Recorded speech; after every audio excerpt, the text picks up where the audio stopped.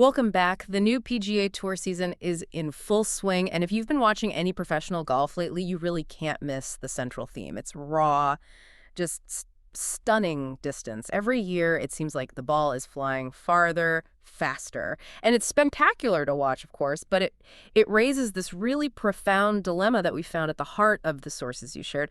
Does hitting the ball farther automatically translate to, lower scores and more trophies? That is the core question we're tackling. Yeah. Because when you look at the historical context, the scale of this distance creep is, well, it's mind-boggling. Right. For decades, the professional game had a really stable baseline.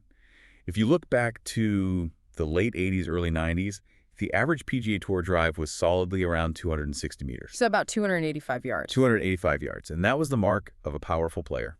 That feels like ancient history now. What does that baseline look like today? Today, the average drive on the PGA Tour is just shy of 303 meters. Wow. Which is 331 yards. 331. That's nearly 50 yards of gain in a single generation.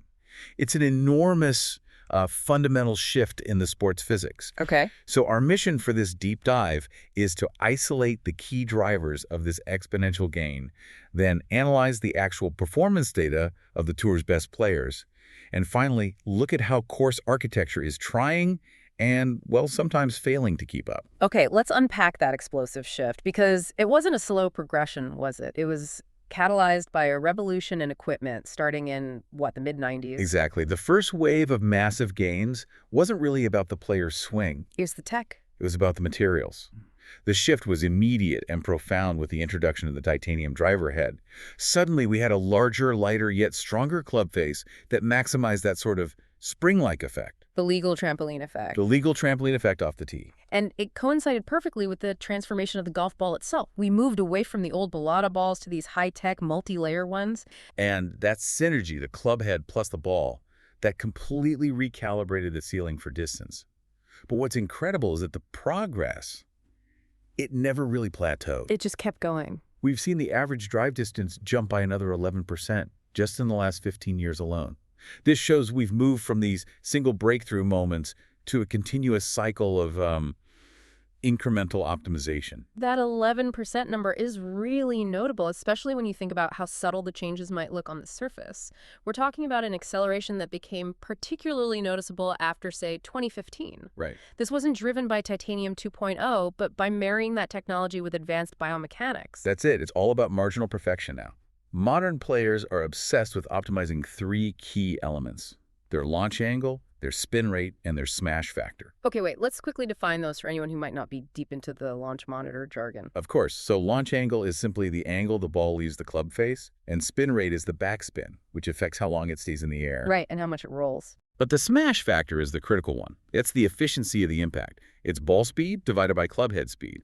If a player hits it hard but inefficiently, they won't maximize their distance. And the best players are getting nearly perfect smash factors, every time. Consistently, yeah. And the sources pointed out that this pursuit of perfection is now deeply embedded in technology. They even mentioned an AI golf chatbot being used by some pros.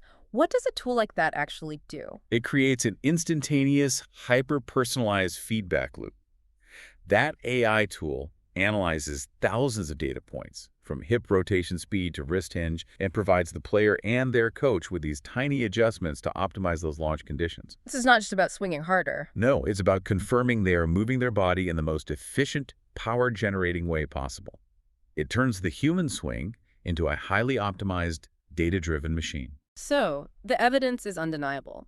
Players are significantly longer than ever before. The tech, the biomechanics, it's all pushing the boundary further every season. But here's where we pivot to the crucial puzzle for you. If everyone is hitting at 330, does that distance advantage just disappear? Let's look at what the scorecards actually tell us. That's the heart of the matter. Maximum distance is certainly an advantage, but does it guarantee elite scoring? I mean, logically, you'd assume yes, because hitting a wedge instead of a 6-iron into a green, that should always lead to a better score. And there are players who perfectly embody that power narrative. Rory McIlroy is the archetype. He's a player who is consistently one of the longest drivers on tour and consistently among the best scorers. He is the model that everyone aspires to be. His ability to combine that elite power with precision is a proven winning combination. But the fascinating thing is that the data suggests Rory is the exception, not the rule. That's the key takeaway.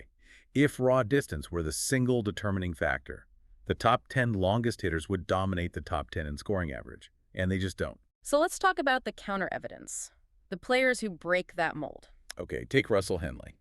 He consistently ranks among the top 5 in scoring on tour, which is truly elite performance, yet his driving distance falls well below the tour average. He's winning by playing a fundamentally different game. A smarter game. And then you have the most compelling case in recent years, Scottie Scheffler. Arguably the most dominant and consistent player out there. Absolutely. Yet when you check his driving distance ranking, he places somewhere around the 60th percentile. He's often just average or slightly above in length. Nowhere near the top of the leaderboards for driving. Right. And what this demonstrates is the enduring truth that golf remains, fundamentally, a precision game. Scheffler's dominance isn't built on length. It's built on saving strokes in other areas. So he might give up a tenth of a stroke off the tee to a bomber? But he immediately gains that back, and often much more, with superior approach shots, scrambling, and just world-class putting. So, the skill set that defines a champion is far more complex than just clubhead speed. If distance is just one tool, what are the other skills that allow these, shorter hitters to consistently win? Well, it includes impeccable course management, knowing when to take a risk and when to play safe. It requires the ability to shape shots, to control trajectory, and, critically, to perform under pressure. Especially with the putter. Especially with the putter and around the green. The margin for error is so thin at that level that the strategic advantage you get from precision and mental toughness often outweighs pure power. Essentially, they are maximizing their efficiency with their wedges and irons, which completely compensates for the tiny deficit they might have off the tee. Exactly. They are using their brains just as effectively, if not more effectively, than the long hitters are using their optimized titanium drivers. Now, this brings us to the field of play itself, the golf course. Course architects haven't been sitting idle while players are bombing at 330. No, they've been scrambling to respond, trying to maintain the original strategic challenge of their designs. And the initial response was just simple, right? Add length. That was the knee-jerk reaction. Yeah. Just add length. Courses have been stretched to their absolute limits. Fairways are longer, tees pushed back, bunkers repositioned to catch the modern driver. The special par fives. Oh, par fives have been lengthened dramatically just to keep them from being reachable in two by pretty much every professional. But there's a really fascinating counterintuitive finding here, what you could call the pitfall of simple length. The data suggests just moving the tees back.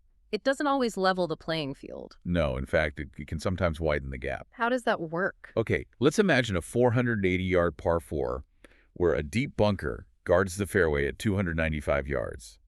For a player who averages 290 off the tee, they're forced to lay up short of that bunker. Leaving them a really long approach shot. An incredibly long, tough 180-yard approach shot. They have to play defensively. But for the 330-yard bomber... That bomber views the bunker as completely irrelevant. They just carry it easily, landing 310 or 320 yards down the fairway in this massive open landing zone. And their approach is just a wedge. Exactly. A short wedge shot, maybe 120 yards. They gain massive strategic freedom while the shorter hitter is constrained. The hole actually becomes easier for the long hitter because it was made longer. So the distance player gets a compounded advantage. It's not just the distance gained, it's the hazards they avoid. That realization is driving the new direction in course architecture. The smarter solution is moving beyond just adding yardage and focusing on designs that reward control and strategy over pure, raw power. So what does that look like on the ground? What tools are architects using to force those choices? It means designing strategic landing zones that are tempting but dangerous. They might offer a better angle, but only if you hit it to a tight, difficult spot. It means narrowing fairway corridors at key yardages, maybe right where a bomber's ball would land, forcing them to hit a long iron or a controlled wood instead of just grabbing the driver. So you're forcing a decision. You're forcing a meaningful strategic choice off the tee, ensuring all skill types can stay in contention. They're trying to make the course an active participant in the strategy, rather than just a passive background for a strength competition. I like that. And understanding this tension, this tug-of-war between distance, precision, and architecture, it completely changes how you watch the game. It really does. You stop focusing only on the spectacle of the 330-yard drive and start focusing on the decision that came before it. And the quality of the shot that follows, that's the most important takeaway here. Our deep dive into the data proves that great golf isn't just about being long, it's fundamentally defined by being smart. Success is found in that interaction of distance, precision, and strategy. The players who manage to balance all three are the ones who consistently dominate. It makes for a much richer viewing experience. So we invite you to watch the upcoming tournaments with fresh eyes, looking past the yardage numbers on the screen. Pay particular attention to the players who rank outside the top 50 in driving distance but consistently secure top-tier scoring positions. When they hit the ball, analyze not just the distance number, but whether the shot landed in a strategic landing zone. Think about how that decision impacts their next shot. You might find that the answers to those strategic questions tell you far more about who is going to win than a simple yardage number ever could.